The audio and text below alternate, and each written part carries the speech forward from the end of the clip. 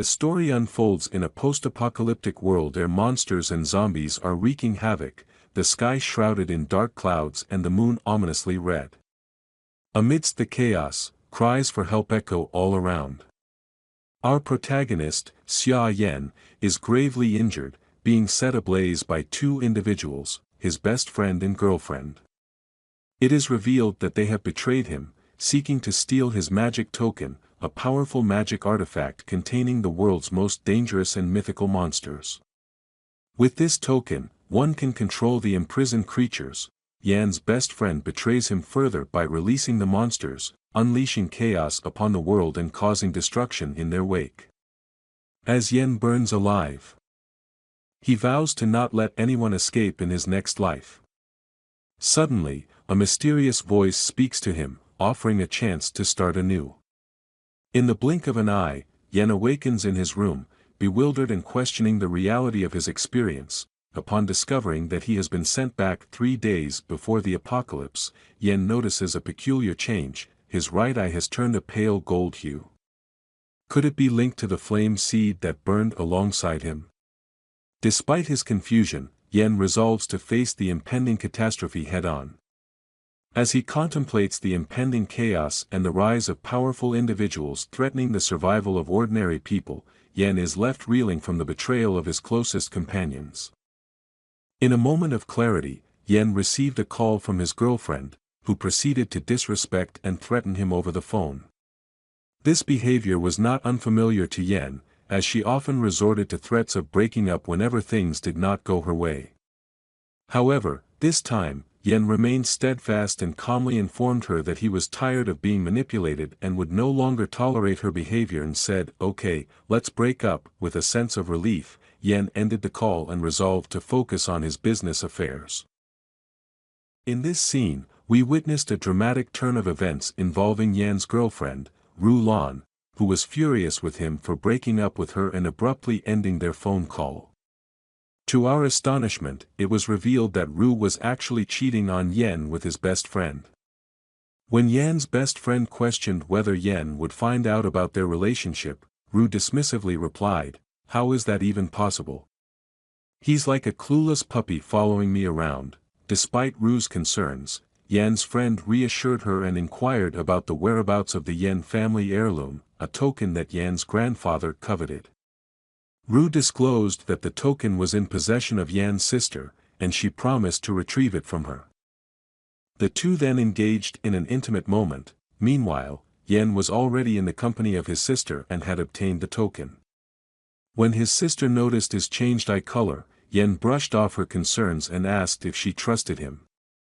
Without hesitation, Yan's sister professed her unwavering belief in him. Yan urged his sister to return home quickly, and she agreed to be back within 2 hours before departing.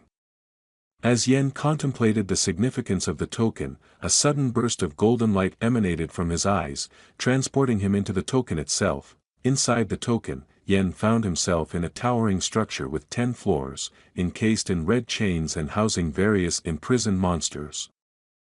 These creatures attempted to break free, only to be thwarted by purple thunder. As Yan navigated through the chaotic scene, he felt a sense of unease creeping over him.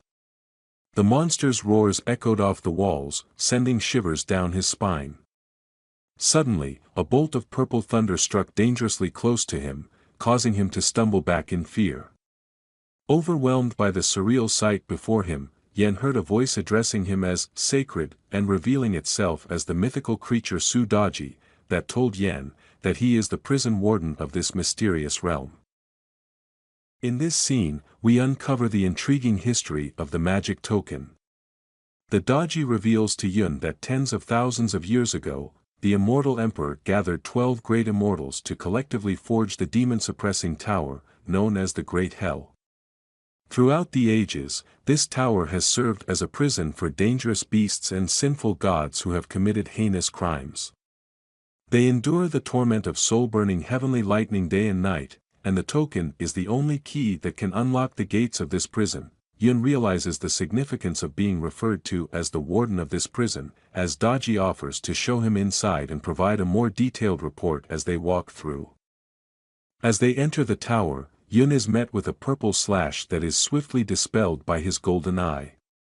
Impressed, Daji recognizes the nether flame seed within Yun's eye, explaining that it allows him to restart his life in the underworld. Yun is shocked to learn that Daji was the one communicating with him in his past life, revealing a deep bond between them and Yun's family. As the guide spirit of the Great Hell, Daji couldn't bear to see Yun fall victim to villains, leading to the awakening of Yun's flame ability. Realizing the reason for his rebirth and the impending apocalypse, Yun is determined to harness his newfound powers. With Daji leading the way, Yun learns that the Great Hell is divided into 5 layers, each housing stronger creatures than the last. To progress further, Yun must increase his soul power to face the challenges ahead. While walking, Yun encountered a familiar monster, the same big bear that was once used by his best friend who had betrayed him in a past life. Despite the bear appearing dangerous at first, it surprisingly clung to Yun, creating a comical scene as both the bear and Daji fought for Yun's attention. Suddenly, a mysterious voice interrupted the light-hearted moment, revealing that the 1,000-year-old demon kings imprisoned in the tower had been transformed into dogs. The voice, belonging to the legendary demon bird, Lei Jinzi, challenged the warden to strike it with heavenly lightning for another 1,000 years to see what would happen. Yun was taken aback by the revelation of Lei Jinzi's identity, realizing that the prison held many mythical creatures. Daji applauded Yun for recognizing Lei Jinzi and explained the hierarchy of monsters in the world, ranging from soldier to god level. The warden, currently at the lowest level of the demon-suppressing tower where general-level monsters were imprisoned, was encouraged to work hard and ascend the ranks to gain control of the entire prison. Impressed by the formidable nature of the tower, Yun acknowledged the strength of even a general-level beast and pondered what awaited at the top of the tower, rumored to hold a sage-level demon or even a god-level entity. Remarks on the strength of even the general-level beasts and wonders about the creatures at the tower's peak. Regardless of their identity, Yun sees them as potential allies in their quest to become the strongest in this apocalyptic world. Daji advises Yun that their current power is limited within the prison and suggests increasing their soul power to ascend to the next level. Yun agrees, realizing that to enhance their soul power, they must slay gods, as opposed to the ability users who can only increase their strength by killing zombies. With the imminent descent of gods in 3 days, Yun prepares for the upcoming hunt, ensuring all necessary arrangements are in place. In this gripping scene, Yun was wandering through an antique street in search of a binding immortal rope. Legend had it that in a past life, someone had stumbled upon this rope and gained incredible powers. The energy radiating from these ancient artifacts could not escape Yun's nether flame seed. As fate would have it, Mr. Song, the father of Yun's best friend, and the elder of the Song family were also present at the antique street.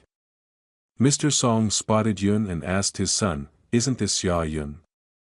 What is he doing here?" His son replied, "Don't worry, Dad. Yun is just a foolish, loyal guy who is easily manipulated." The elder of the Song family inquired about the situation, but Mr. Song brushed it off, claiming he had simply seen someone he knew. The elder reassured Mr. Song, boasting about his skills in appraising antiques. Little did they know, the real treasure lay hidden in plain sight. Yun noticed a gourd that caught his eye and quickly grabbed it before anyone else could. The shopkeeper informed him that the gourd was from the Ming dynasty and worth at least 10,000. Yun tried to haggle, pointing out a crack and a broken string, but the shopkeeper grew angry and snatched the gourd back. Seizing the opportunity, the elder purchased the gourd, unaware that the broken string was actually the coveted god-binding rope in disguise. While the elder remained fixated on the gourd. It is known that in Yun's previous life, his sister was captured by the Song family. Not only did they steal the token, but they also used his sister as a sacrifice. However, in this next life, that will not happen. To mess with Mr. Song, Yun had an interesting idea. He greeted Mr. Song and said, "Uncle Song, what a surprise to see you here for the antiques." Mr. Song replied, "Oh, it's Yun. I didn't expect you to have an interest in antiques too. By the way, I heard from my son that you have an old family heirloom. I'd like to talk to you about it later. Yun smiled cunningly and started taunting Mr. Song. Uncle Song, your family is so wealthy. Why would you want to buy that ugly broken gourd? Could it be that the gourd is valuable? This caught the attention of the crowd, and they gathered around the shopkeeper, starting a bidding war for the gourd. The shopkeeper even started an auction, and the gourd was eventually sold to Mr. Song for 17,000 more than the original price. Mr. Song was furious with Yun, but Yun interrupted him, saying, Uncle Song, you were curious about my heirloom, right? Mr. Song composed himself and asked to see the token.